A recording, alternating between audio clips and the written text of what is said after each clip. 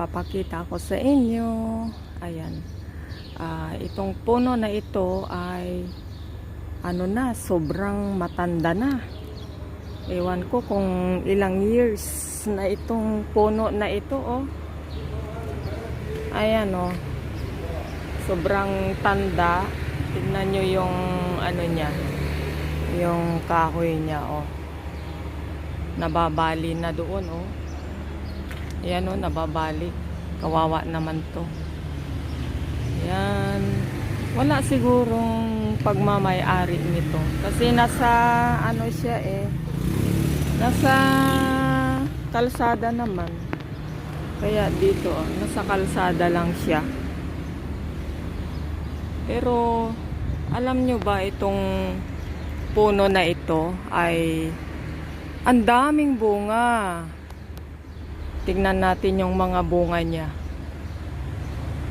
Kasi una ay nag-ano siya, nag-flower siya. Ang ganda ng flower niya.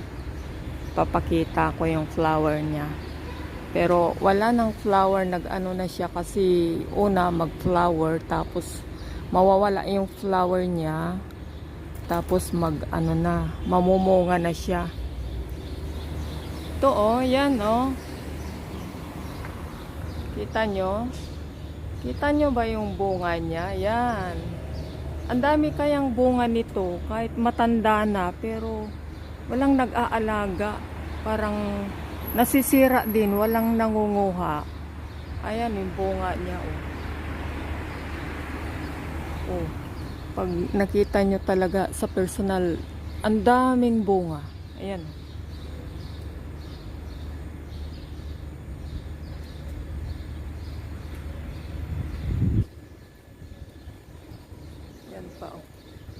Yan, daming bunga. Yan. Alam nyo ba kung ano ang prutas na ito, oh? Yan, oh, dami, oh. Ang sipag niyang mamunga, pero kaso nga lang, walang nag-aalaga ba? Parang, ano lang siya. Mag-isa lang siya. Lagi ko kasi siyang nakikita, nadadaanan, kasi dito ako dumadaan palagi para magpapupo kay Pina. Ayan, si Pina. Ayan. O, tignan nyo guys, daming bunga kaya nito.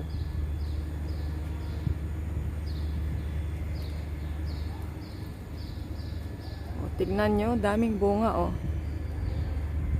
Yan. Yan ang puno niya. Yan. Kung makikita nyo.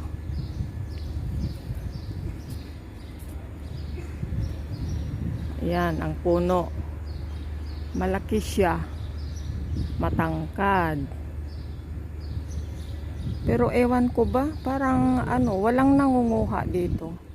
Pero sa tanda niya, parang ano na, yung mga bunga niya, parang hindi niya makayanan na maghinog ba. Nasisira lang. Ewan ko. Siguro sa katandaan niya. So, o yan, o. Ay, hila. Yan. Dami niyang bunga talaga, dami. Ito pala guys ay pomegranate. Yan. Masarap po yan. Ewan ko sa Pinas kung meron. Pero meron naman ata. Kasi hindi pa ako nakakita eh. Ayan siya. Marami dito. Season ngayon. June, July, August. Ayan, season ng pomegranate.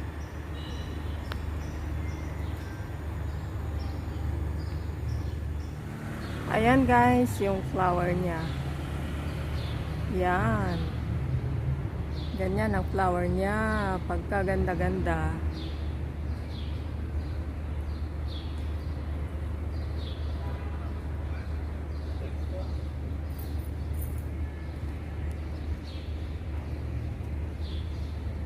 Yan siya. Marami noon, nung una marami. Pero ngayong namunga na, nag-ano na siya, nawawala.